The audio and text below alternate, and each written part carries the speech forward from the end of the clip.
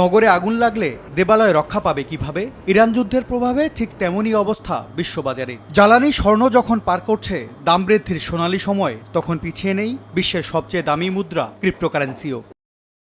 আন্তর্জাতিক বাজার বিশ্লেষণকারী মার্কিন প্রতিষ্ঠান দ্য ইকোনমিক ট্রেড বলছে, গেল শুক্রবারে $৬৭,৭৬৯ এক একটি বিটকয়েন বেচাকেনা হলেও আজ সকালে তা উঠেছে $৭১,০৯২। অর্থাৎ এক সপ্তাহে এই মুদ্রার দাম বেড়েছে $৩,৩২৩। মাসের হিসাবেও বেড়েছে ২.৫% বেশি। ইথারের দামও সপ্তাহ ব্যবধানে ৮% বেড়ে শুক্রবার সকালে ঠেকেছে $২,০৮৪। তবে এক মাসের তুলনায় এখনও কিছুটা কম রয়েছে এই মুদ্রার দাম। $৬৩২ মূল্যের এক একটি বাইন্যান্সের দাম এক সপ্তাহে ৭.৮৮% বেড়ে বর্তমানে বিক্রি হচ্ছে $৬৪৮ বেশিতে। সোলানার দামও ঊর্ধ্বমুখী।